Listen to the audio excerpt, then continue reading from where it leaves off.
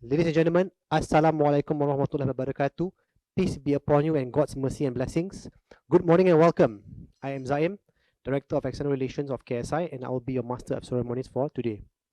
KSI, in collaboration with Islamic Chamber of Commerce, Industry and Agriculture, Economic Club of Kuala Lumpur, and Global One, are proud to present the inaugural Global Muslim Business Forum, or GMBF 2022. The forum aims to promote dialogue and discourse on the global Islamic economy while encouraging multi-stakeholder collaboration between governments, businesses, and civil society. The theme is the rise of the global Islamic economy, refocusing, resetting, and recovering in the post-pandemic era. We have an exciting program with world-class speakers lined up for you today. Before I commence the opening ceremony, I'd like to thank our corporate partner, Sarawak Plantation Berhad, for their support. Ladies and gentlemen, please join me in welcoming the organizing chairman of the Global Muslim Business Forum and deputy chairman of KSI, Tan Sri Abdul Majid Khan, to deliver the welcome remarks. Tan Sri, the screen is yours. Very much.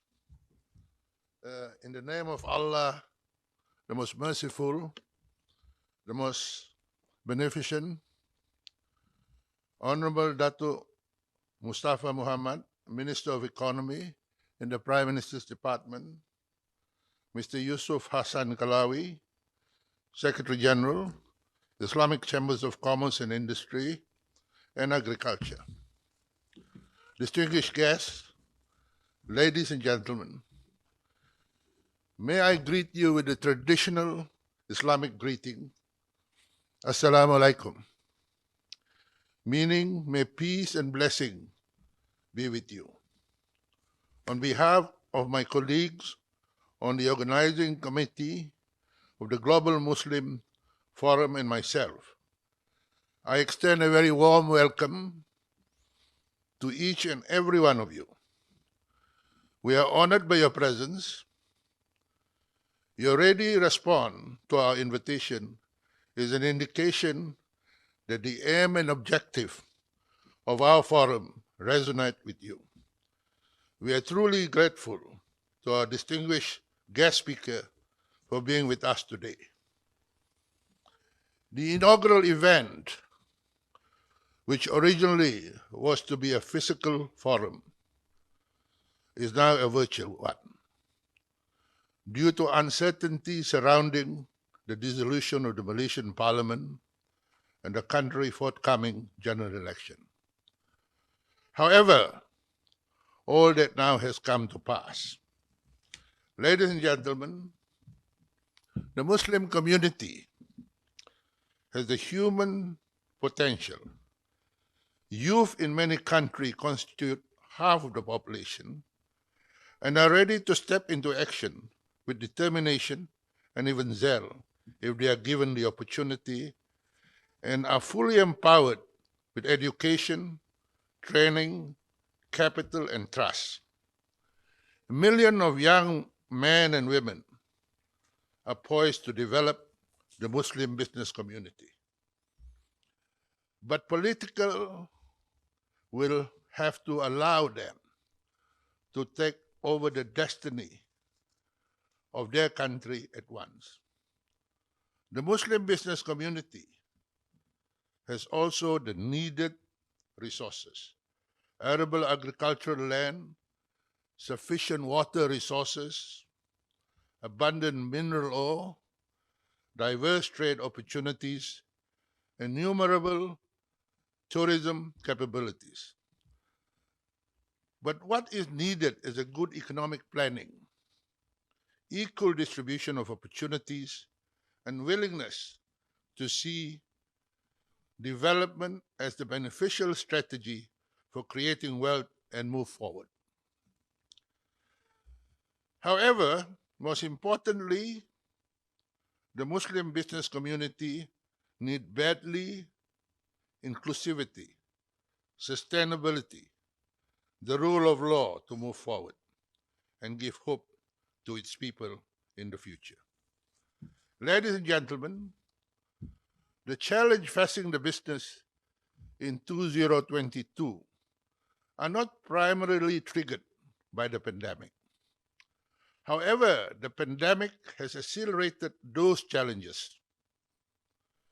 This year, business has to compete in a very relentless, volatile environment filled with uncertainties and risks, both of which are even greater for small and medium-sized enterprises.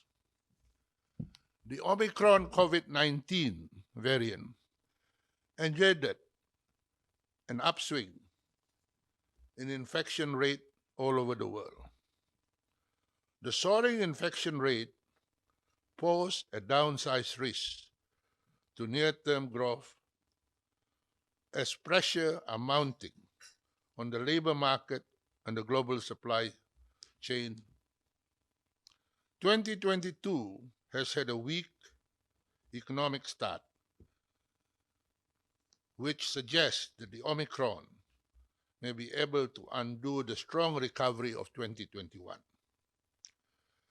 The risk of delay in normalization of the labor market is greater for small and medium-sized businesses, as large enterprises have already moved to enhance warehouse capacity and gear up vaccination rate for their employees. Agriculture and food process industry are most likely to be affected by the pandemic, as these industries are relatively labor intensive and there is not much room for automation.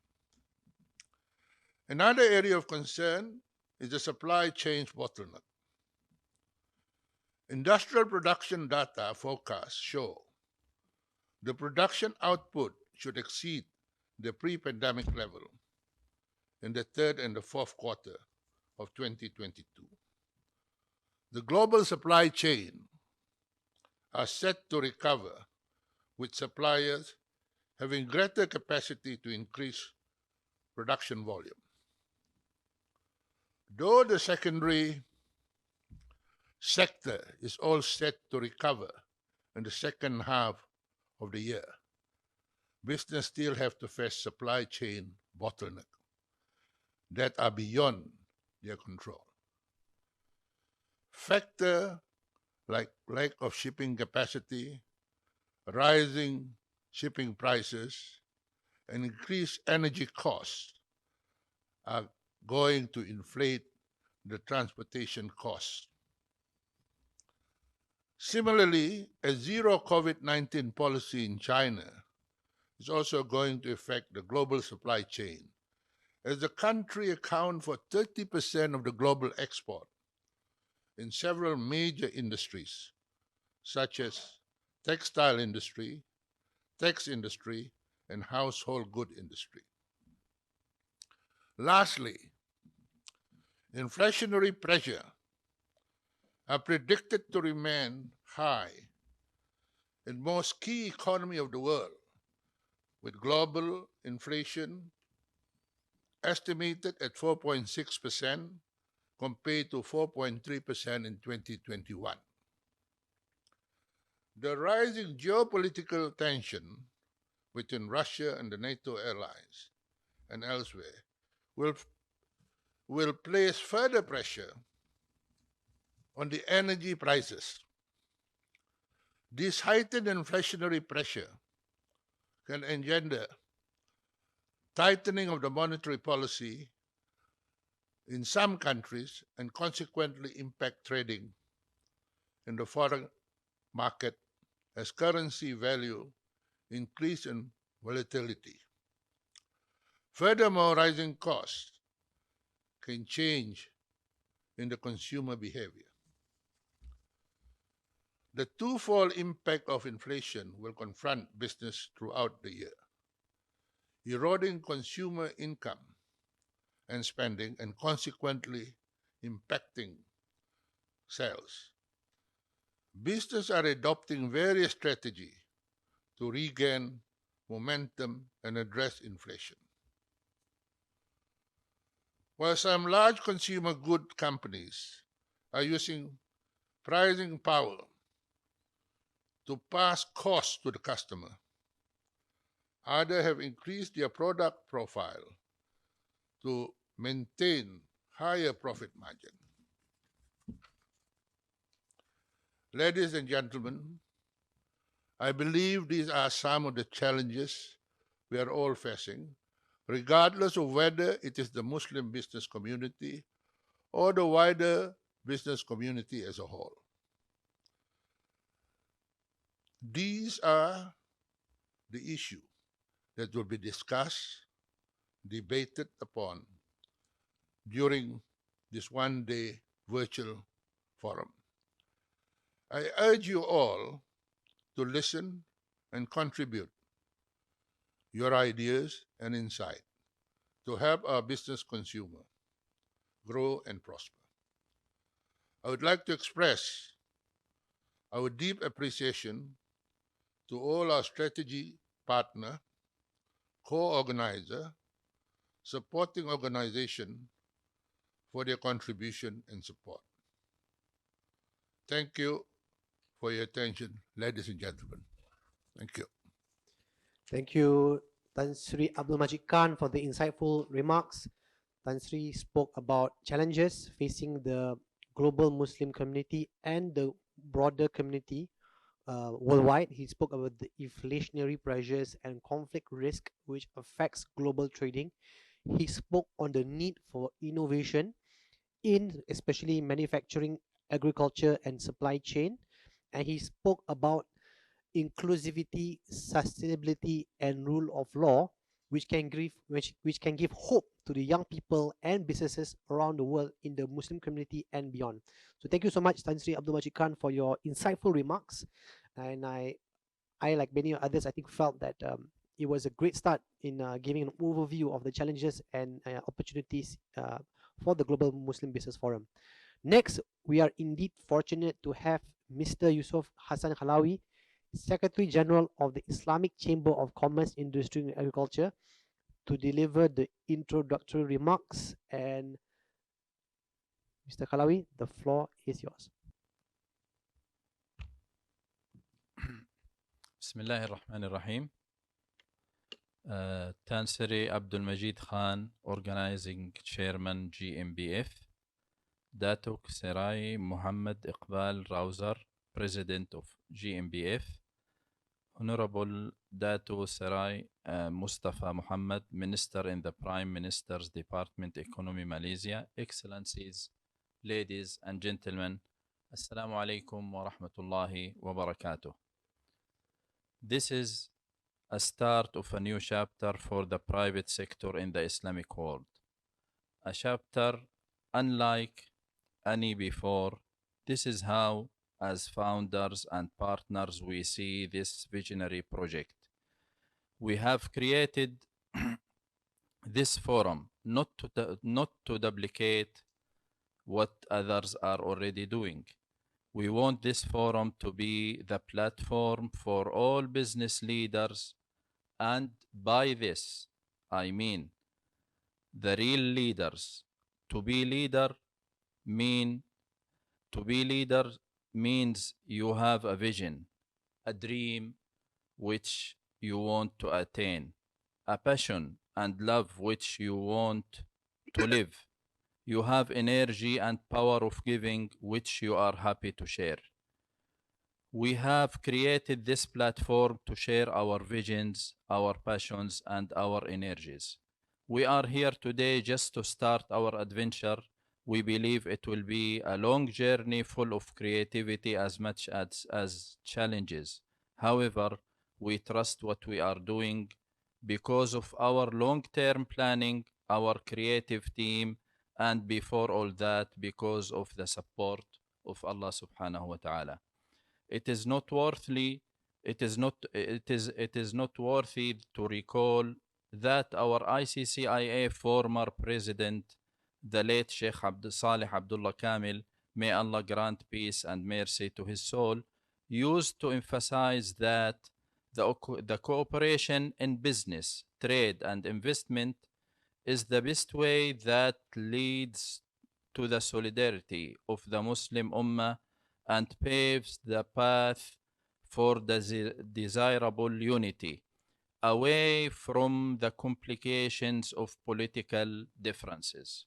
Therefore, in today's world of post-pandemic era, when the majority of our Muslim countries are facing multiple crises on all fronts, economic uncertainty, social and political instability, environmental and climate disturbances, food and energy, and many other challenges, all of which necessitates the cooperation more than ever before at every level, and most importantly at the level of the private sector, where our organizations are bound to strive and work for viable, doable, and practical solutions. Excellencies, ladies and gentlemen, I would also like to assure you that the ICCIA, as representative of the private sector of the OIC member states,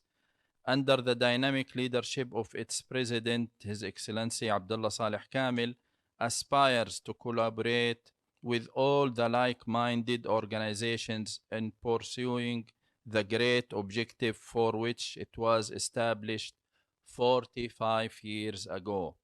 ICCIA is resolved to continue striving to enhance collaboration and partnerships with different organizations and to advocate development of Islamic finance and halal economy, digital transformation, innovation, and promote trade and investment opportunities in Muslim countries, as well as the Muslim business communities in non-OIC countries.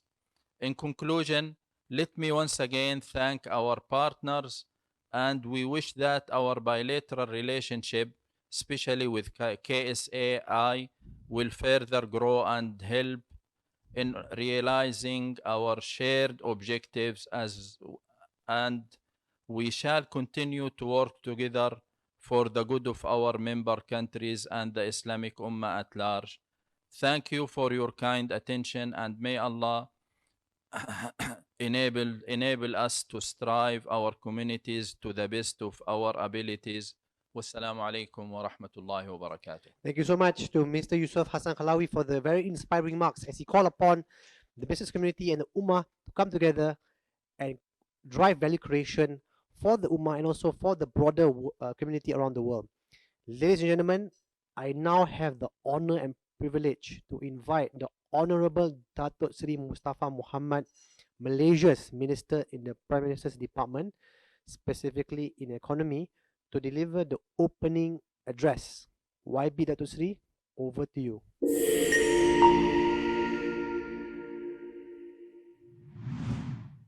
Bismillahirrahmanirrahim. Assalamualaikum warahmatullahi wabarakatuh. Salam keluarga Malaysia. Tan Sri Majid Khan, Organizing Chairman, Global Muslim Business Forum. Tan Sri Michael Yeo, President, KSI Strategic Institute for Asia Pacific. Dato Dr. Yousef Hassan, Co-Chairman, Global Muslim Business Forum. Mr. Yousef Hassan Khalawi, Sekjen, Islamic Chamber of Commerce, Industry and Agriculture, ICCIA. Distinguished guests, ladies and gentlemen, let me begin by thanking the organizers for inviting me to speak at the 2022 Global Muslim Business Forum. I am pleased that Malaysia is playing host to this forum. As an important country in the Muslim world, we have much to offer in best practices, trade and innovation. I was informed that this forum will discuss a range of important issues such as the post-pandemic recovery, Islamic finance, sustainability, and of course, the halal economy. This conference will also feature a diverse selection of speakers from international organizations, the private sector, and civil society. Ladies and gentlemen, the theme of today's forum, the rise of the global Islamic economy, refocusing, resetting, and recovering in the post-pandemic era, is consistent with the immense business potential of 1.9 billion Muslim consumers worldwide. Global Muslim spending reached $2 trillion in the year 2021 across various sectors such as food, fashion, and finance. There were also 3.6 trillion US dollars of Islamic finance assets, such as Sukuk and Islamic bonds. According to the latest State of the Global Islamic Economy report by Dinar Standard, consumer spending for all sectors of the global Islamic economy, except for travel, have returned to pre-pandemic levels as of the end of last year. The global Muslim population reached 1.9 billion in the year 2019 and is expected to grow twice as fast as the overall world population. There will be at least 3 billion Muslims by the year 2060, which will represent 1/3 of the global population, according to the Pew Research Center. Another key factor is the important role of digital connectivity in the Muslim world. Based on data from the research firm Newzoo, 15 of the 50 countries with the highest smartphone penetration rates are from the Organization of Islamic Cooperation Countries, OIC. The demand for Muslim-friendly digital products, from Islamic finance to lifestyle products, will also grow. Businesses and investors must be cognizant of the massive potential in the global Islamic economy. There is a clear shift towards Muslim-friendly goods and services, underpinned by the notion of halal within the Muslim world and even beyond. Forums such as this one are the perfect avenue for policymakers and businesses to improve the business environment, enhance supply chains, and bridge funding gaps. Ladies and gentlemen, Malaysia has done well in the halal economy. As many of you may know, Malaysia has positioned itself as a prime mover of the global halal economy. Based on the Global Islamic Economy Indicator, GIEI score, Malaysia has been ranked number 1 for 9 years consecutively. The halal economy contributed about 7.5% to our GDP.